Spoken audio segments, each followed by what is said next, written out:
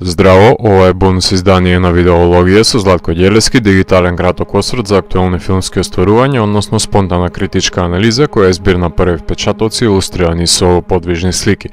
Денес ќе ви говорам за 5 најквалитетни филмови од филмографијата на еден од највлијателните режисери на денешницата, односно Андреј Тарковски.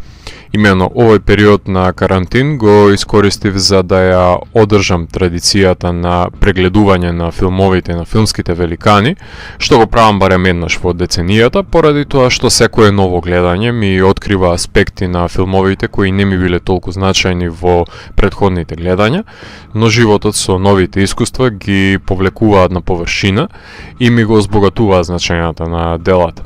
Тарковски важи за еден од филмските великани кои се занимаваат со истражување на духовните и метафизички теми, доловени со сонлива визуализација, помешувајќи ги спомените со стремежите на ликовите, поставувајќи ги човечките битија наспроти волуменозноста на природата, кадрирајќи со спор ритам и во долги кадри.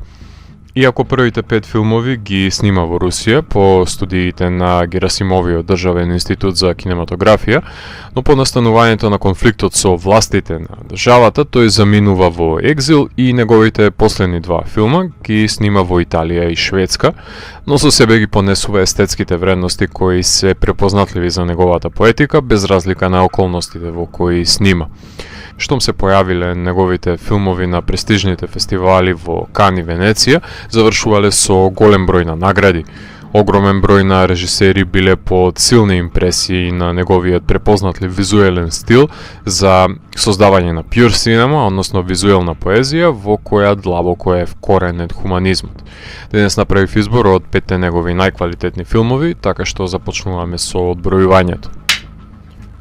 На 5-то место се наоѓа The Mirror од 1975 година, една од првите соработки меѓу Тарковски и кинематограферот Георги Рерберг, филм во кој поет кој се наоѓа на умирање се присетува не само на спомените од својот живот, туку и на моментите кои ја прават руската нација тоа што е. Ова е еден од неколкуто филмови кои биле алармантни за домашните власти, иако архивските снимки кои се вметнати во делото ми се најнеомилените сегменти кои ми го нарушуваат течението на поетичната творба. Структурално содржи значајни иновации затоа што се придржува до нелинеарниот драматуршки тек, создавајќи своевиден тек на свест, склопен во соработка со сценаристот Александар Мишарин, преплетувајќи спомени од детството, прислетувајќи се на својата мајка во комбинаторика со артикли од весници и архивски снимки во една онирична целина, која е сублимат на црно-бели кадри, кадри во боја и сепија. Ова е интроспективен филм, едно премотување на сопственото постоење, доловено со впечатливи кадри кои го прогонуваат секој гледач, а по гледањето на филмот го добивате чувството како да сте се разбудиле од нечиј туѓ сон. Во овој поетичен пристап наоѓа нов начин како да искомуницира со гледачот, кој би се поврзал со фрагментите на синтетизираното постоење на емоционално ниво преку слика, збор и музика.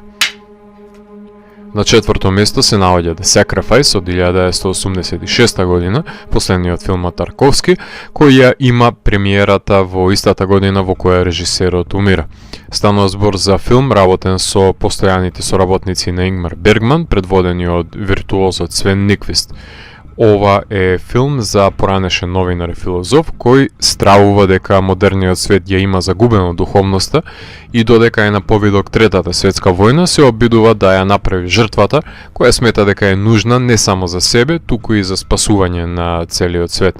Ова е една од најуникатните соработки во филмската историја, затоа што е судир на 2 различни сензибилитети, кои наоѓаат заеднички јазик и го создаваат ова неповторливо дело, препознатливо по маестралните екстериери, како што е самотното дрво и запалената колиба, наспроти ентериерите во кои се заробени ликовите. Визуелен деликатес за секој филмски сладокусец, прошлално писмо на филмскиот мак. На трето место се наоѓа Соларис од 1972 година, кој се базира на истоимената новела на Станислав Лем, во која психолог е пратен на вселенска мисија на база на друга планета, кај што претходен екипаж на научници се соочиле со емоционална криза, па пратен е главниот лик на мисија да ги замени.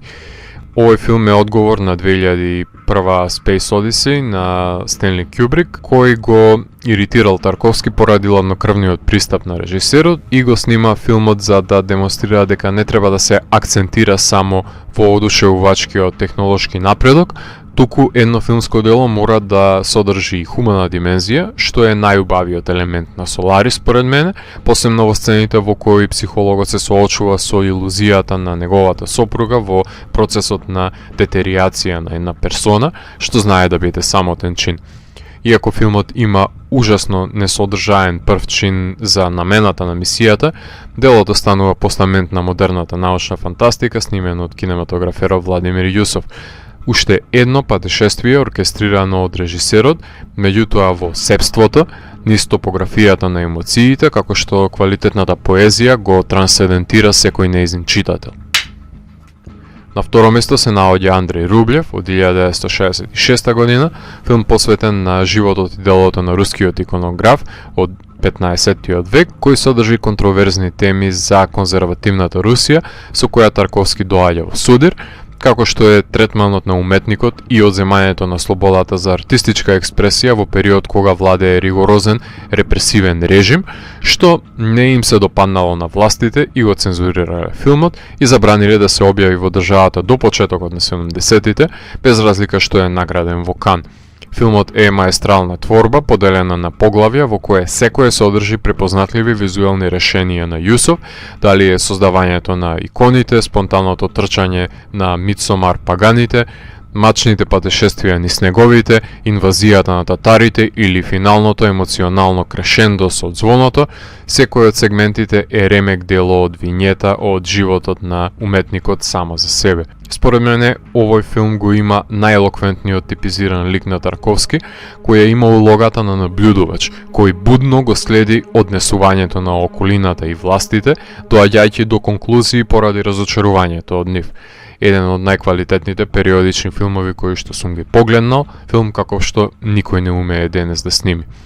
Секако дека не смеат да останат изоставени Иван's Childhood од 1962 година, првиот долгометражен филм на режисерот, кај што се начнува потрагата по собствената визуелна естетика, краткометражните The Steamroller and the Violin, There Will Be No Leave Today и The Killers, кај што режисерот се испробува со неореализмот, ноарот и златната ера на Холивуд и Носталгија од 1983 снимен во Италија. На прво место се наоѓа Сталкер од 1979 година, научно-фантастичен филм за постоењето на мистичната зона, во која се наоѓа соба во која се остваруваат сите желби. Експедиција предводена од писател, научник и сталкер се упатува во непознатото, секој мотивиран од различни побуди за кои би ги искористил желбите. Ова патешествие до недопрените предели се претвора во нурнување во собствените стравови и соочување со аспирациите, понекогаш решени во диалошка форма, а понекогаш прикриени со молк. Широките планови се вбризгани во аналите на филмската историја, а мистиката на психокинезата во последниот кадар ќе ве прогонува до крајот на животот. Филмот е снимен по два пати, затоа што првиот пат е работен на филмска лента на Kodak, со која не биле запознаени во руските филмски лаборатории, успевајќи да се уништи севкупниот материјал снимен во 1977 со помош на Рерберг, кој е отпуштен и заменет со Књажински, со кој подоцна повторно се преснимува ова нурнување во зоната, а надвор од неа сите сцени се во монохроматска сепија. Секој долг кадар нуди неизмерливо уживање. Запрашајте се себе си кои се вашите стремежи пред да се упатите во зоната, во која има трагија од одминати војни и потенцијално загрозувачки предели во постојана двојба помеѓу имагинарното и постоечкото во овој постапокалиптичен свет. Ова беше бонус изданието на дигиталната архива Видеологија, посветено на изборот на 5 најквалитетни филмови на Андреј Тарковски. Доколку ви се допадна, лајкувајте го видеото, споделете го и следете го каналот. Постигнете и постанатите рецензии на виртуелната полица. И благодарам за вниманието. Поздрав!